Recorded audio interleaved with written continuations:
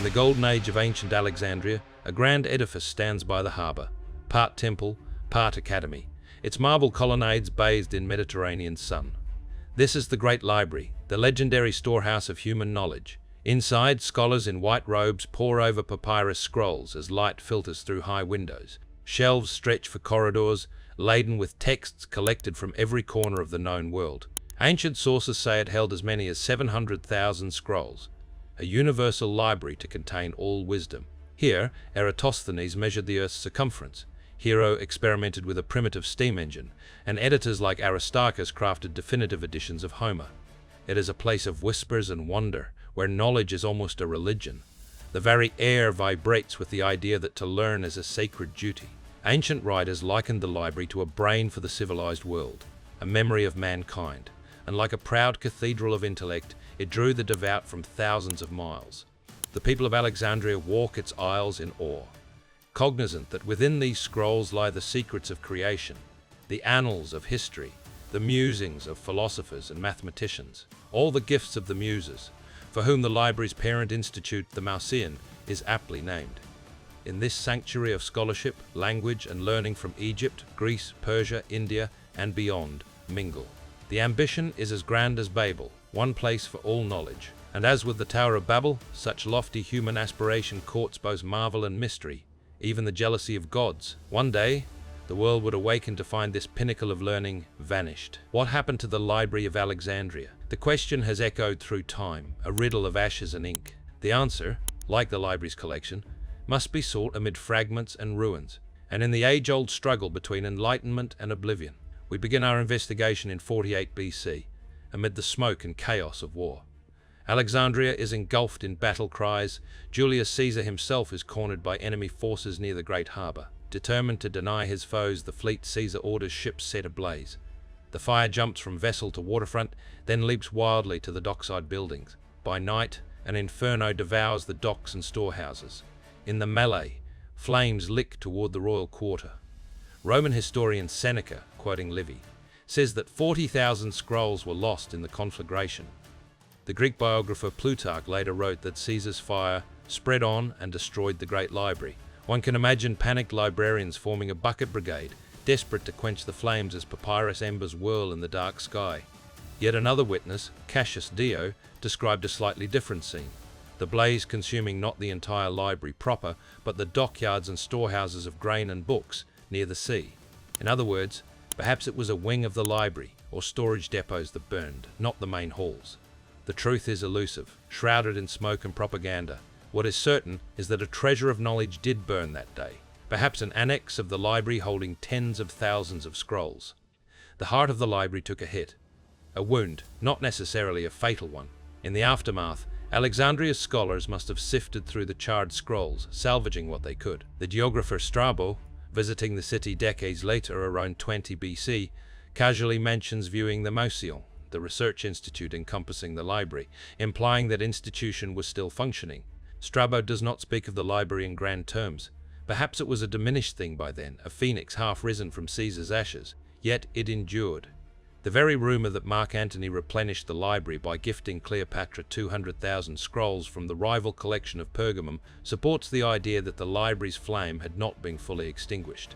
And the prolific scholar Didymus Chalkenteros, nicknamed Bronze Guts for his indefatigable writing, produced thousands of texts in Alexandria in the early Roman era, an output impossible without at least a good part of the resources of the library at his disposal. So Caesar may have scarred the great library, but he did not kill it.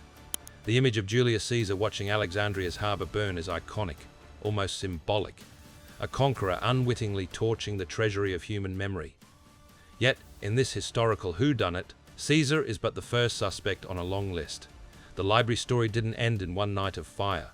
Its fate was to suffer a slower unraveling, a tragic saga of decline, neglect, and further destruction. As the centuries rolled on under Roman rule, Alexandria's star began to fade. Emperors came and went, the city's fortunes waned, and with them the library's support. No longer did kings lavish funds on acquiring scrolls at any cost. There were no more royal decrees to seize every book off dock ships for copying into the collection, a practice the Ptolemies once proudly employed. the library became a less pivotal part of the city's identity. By the mid-3rd century AD, membership in the once prestigious Motion was granted not for scholarly merit, but as a sinecure for government officials and even athletes. One can picture dusty reading rooms half empty, scholars of old replaced by politicians who seldom bothered with the books. Then came new wars to shake the classical world. In AD 272, Emperor Aurelian marched into Alexandria to quell a rebellion by Queen Zenobia of Palmyra. His forces laid waste to the Bruchion Quarter, the very district where the main library stood in earlier days. Street by street, the soldiers and flaming missiles tore the city's fabric. If any part of the great library still survived by this time, Aurelian's brutal recapture likely dealt it a grievous blow. Some historians think this was the coup de grace, that by 272 the ancient library finally ceased to be as a physical institution, its remaining volumes scattered or perishing in the carnage. A few years later, in 297, another Roman emperor, Diocletian, besieged Alexandria to suppress an uprising, causing further fires and devastation in the city. By then, any remnant of the library in its original form was almost certainly rubble. If Caesar's flames were a warning shot, Aurelian's onslaught was the finishing blow to the library's central archive. Yet knowledge is a hardy thing. It finds havens. A part of the collection, or at least the spirit of the library, may have survived in a daughter library at the Serapeum, the grand temple of Serapis.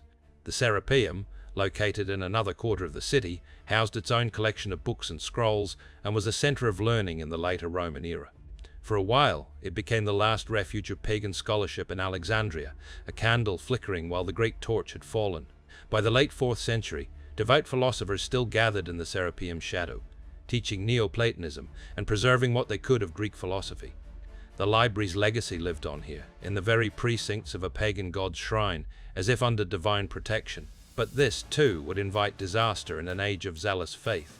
Is that, then, the end of the library's tale? Not quite, for a final legend lingers, one that shifts the blame to a new conqueror and adds a twist of religious irony. In 642 AD, Arab armies under General Amr ibn al-Az captured Alexandria. The city, now a provincial town of the Byzantine Empire, capitulated with little fight. The victorious general queried the Caliph Umar in distant Medina on what to do with the vast collection of books he supposedly found. The Caliph's reply has become infamous. If those books agree with the Quran, we have no need of them. If they contradict it, they are harmful. Therefore, destroy them. Thus, the legend goes, the scrolls were fed to the public bathhouse furnaces, heating bathwater for months on end. It's an image almost too poetic. Knowledge literally fueling the baths, a final quiet use for the written word. For generations, this tale was cited as the coup de grace of the Library of Alexandria. How fitting, some thought, with a touch of prejudice, that a conquering Muslim army would burn the last books of antiquity out of religious zeal. But historical scrutiny finds many holes in this story. It appears no earlier than the 13th century, recorded by scholars who lived 600 years after the Arab conquest. Earlier Muslim historians who describe the conquest of Egypt say nothing about great libraries or bonfires of books, a conspicuous omission if such a dramatic event had occurred. Moreover, by 642 AD, the Great Library was long gone. As we've seen, its demise was decades or centuries earlier. The Caliph Umar story, most modern historians conclude, is likely a myth. It may have originated as propaganda during later medieval disputes, perhaps concocted to either shame Muslims or to justify the destruction of other libraries centuries afterward. In any case, it seems the Arabs did not burn what was already ashes. In fact, under early Islamic rule, Alexandria continued for a time as a center of learning, and later, Islamic civilization would preserve and build upon much Greco-Roman knowledge rather than destroy it.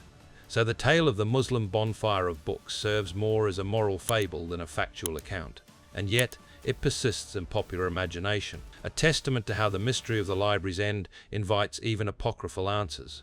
We yearn to find a single villain, a moment we can point to and say, there, that's when knowledge died. But reality is more complex and sorrowful.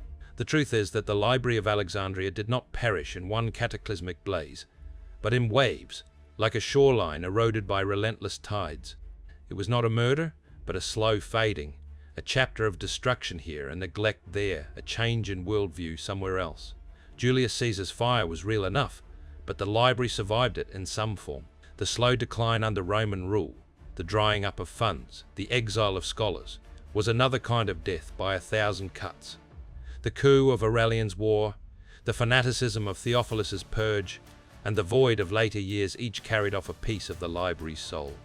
By the time new conquerors walked Alexandria's streets, they found little but the ghosts of a once great institution. So, who destroyed the Library of Alexandria? In a sense, everyone and no one. It was accident and intent, war and peace, pagan and Christian, and perhaps just the entropy of time. The library was a human endeavor, and it was ultimately human failings that undid it. Ambition, fear, intolerance, and the ebbs and flows of history. No single villain's sword can be solely blamed for cutting down the tree of knowledge. Rather, it was felled by a succession of blows, each splintering the trunk until it finally collapsed. And when it did, the world lost something irrevocable. What exactly was lost when the library fell? Here, we step from recorded history into the realm of conjecture and tantalizing what-ifs. Some say the destruction of Alexandria's library set civilization back by centuries, though modern scholars call that an exaggeration. Many of the most important works, in mathematics, astronomy, medicine, survived elsewhere, copied and recopied in Athens, Constantinople, or later in Baghdad. But that does not diminish the tragedy, for an incalculable trove of unique works did vanish. Imagine all the lesser-known plays, poems, and treatises, the ones that weren't widely copied and thus perished with the library's collection. The library's loss is epitomized by the gaps it left in the tapestry of history. We have records that the astronomer Hipparchus mapped the stars and wrote on celestial motions. Indeed, in the 2nd century AD, the scholar Ptolemy in Alexandria still had Hipparchus's works on hand. Yet today, Hipparchus's star catalogue and writings are gone. Almost all work in astronomy before Ptolemy is lost, as one historian laments. We know that before Euclid codified geometry, other mathematicians had explored the field. But all their treatises from before 300 BC have vanished. The library's demise likely swallowed countless scientific insights that we now only know by second-hand whispers. Think of Posidonius, a great polymath of the 1st century BC whose intellect was compared to Aristotle's. He wrote voluminously on history, geography, astronomy, philosophy. Not a single work of Posidonius survives. Only fragments quoted elsewhere tell us he ever existed. Think of Chrysippus, the Stoic philosopher who allegedly authored over 700 books and was considered more influential than Plato or Aristotle in Hellenistic times. Every one of his books is gone. Or Herophilos, who in the 3rd century BC dissected human bodies in Alexandria and founded the science of anatomy. None of his pioneering medical texts remain. The same for Ctesibius, the ingenious engineer who crafted wonders like water clocks and hydraulics all. These men likely had their works on the shelves of the Great Library or its offshoots, and with the library's fall, their legacies were largely erased. From other sources, we learn of fantastical things that hint at lost knowledge, ancient reports of huge Hellenistic warships, Tessaracontres and Leontophoros, so large they dwarfed any vessels built for 2 millennia after, yet no clear description survives of how they were constructed. Such engineering marvels might have been detailed in Alexandria's archives, now turned to dust. Perhaps most poignant is the case of Democritus of Abdera, the philosopher who centuries before Christ theorized that all matter is made of indivisible atoms. Democritus was said to have written extensively, dozens of works on the nature of the cosmos, on physics, on ethics, on music, on foreign cultures. One ancient list catalogues titles like On the Cosmos, On the Planets, On Nature, On the Soul, On Geometry, On the Sacred Writings of Babylon, and so on. An entire universe of thought. And at the end of that list, a heartbreaking note, all lost. The Library of Alexandria was like a great reservoir feeding many canals of knowledge. Its destruction didn't dry up the rivers of wisdom entirely, but it did ensure that future generations would inherit a world with missing pieces. We have a consensus among historians of science. The level of mathematical and scientific sophistication in the Hellenistic age, the era of Archimedes, Eratosthenes, et al., was not fully surpassed until the modern era. What could Western civilization have achieved sooner if more of that heritage had been preserved? It's a haunting question. The library's loss is not just of individual books, but of potential, ideas that were never transmitted to inspire later ages. It is a stark reminder that knowledge, once lost, can take centuries to be rediscovered. Beyond the historical and scientific, there is also a cultural and almost spiritual dimension to this loss. The disappearance of the library reverberates like a mythic tragedy. It calls to mind the story of the Tower of Babel, humanity's attempt to reach the heavens by building a mighty tower. In the Bible, God confounds that hubris by scattering languages, making people misunderstand each other and halting the project. The Library of Alexandria was no tower of brick, but it was a towering idea: gather all languages and learning under one roof. Its destruction likewise scattered pieces of our collective memory to the winds. As the book of Hosea mourns, "My people are destroyed for lack of knowledge," and indeed Alexandria's loss was a destruction wrought by and resulting in lack of knowledge. One can't help but see a thread of poetic justice or divine warning. Pride goes before destruction, and a haughty spirit before a fall. Were the Ptolemies and scholars of Alexandria guilty of a kind of intellectual pride, seeking knowledge without humility? Some early Christian writers portrayed the old pagan learning as folly before God, suggesting that perhaps it was providential that such arrogant human wisdom should crumble. For in much wisdom is much sorrow, says Ecclesiastes, and he who increases knowledge increases grief. In the charred aftermath of Alexandria's library, that ancient verse takes on new meaning: the sorrow of wisdom literally reduced to ashes. Yet the religious lens also offers another perspective, a call to preserve and revere true knowledge. All the major faiths, in their own way, teach that wisdom is a divine gift, and its preservation a sacred duty. The Torah commanded the Israelites to keep God's teachings and pass them on diligently, effectively making every generation a guardian of knowledge. The Jewish people carried scrolls of scripture through exiles and persecutions, an embodiment of the idea that knowledge, especially sacred knowledge, must survive at all costs. The Christian monastic tradition later saved countless ancient texts by copying them in scriptoria, treating each word with reverence. And in the Quran, learning is ennobled and ignorance chastised. The very first word revealed to Prophet Muhammad is Iqra, read, signaling the start of a faith deeply concerned with knowledge and literacy. One powerful line in Islamic scripture asks rhetorically, are those who know equal to those who do not know? The obvious answer is no. In God's eyes, the knowledgeable are far above the ignorant. How tragic, then, that at Alexandria knowledge was cast down and ignorance allowed to triumph, even if temporarily. There is an Islamic saying that the ink of scholars is holier than the blood of martyrs, suggesting that preserving knowledge is among the highest acts of faith. Had such a sentiment prevailed in 3091 AD or earlier, perhaps the library's books might have been saved and transferred to monasteries or other libraries, rather than destroyed as heretical texts. But history took a different turn. The library's end was, in a sense, a martyrdom of knowledge itself, a sacrifice that perhaps later inspired others to prevent such losses in the future. So, what happened to the Library of Alexandria?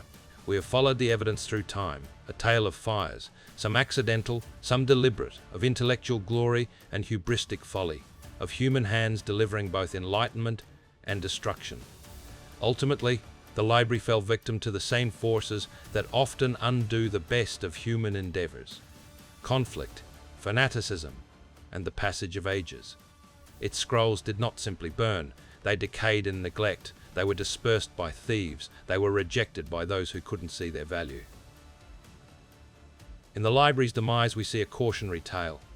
The great mind of the ancient world suffered not just from one blow, but from a collective failure to uphold the ideal that knowledge must be cherished above conquest or dogma. And yet, knowledge has a way of resurging. After the dark centuries, much of the wisdom of the ancients re-emerged, saved in Syriac and Arabic translations, in monastic libraries, in hidden corners. The Renaissance in Europe was sparked by rediscovered texts that, in some cases, traced their lineage back to Alexandria's scholars. In this way, the Library of Alexandria had a kind of afterlife. Its spirit lived on wherever people acted on the belief that gathering and preserving knowledge is a noble, even sacred endeavor. Today, on the shore of Alexandria, a modern library, the Bibliotheca Alexandrina, stands in homage to that ancient dream, a circular, sunlit structure etched with scripts from around the world, proclaiming that the pursuit of knowledge continues. The great library's story, with all its drama and destruction, reminds us that wisdom is fragile. It must be guarded from flames, whether literal or figurative. It must be defended against the tides of ignorance and intolerance. In a world where libraries can burn, be it by fire or by funding cuts or by indifference, the lesson of Alexandria is ever relevant.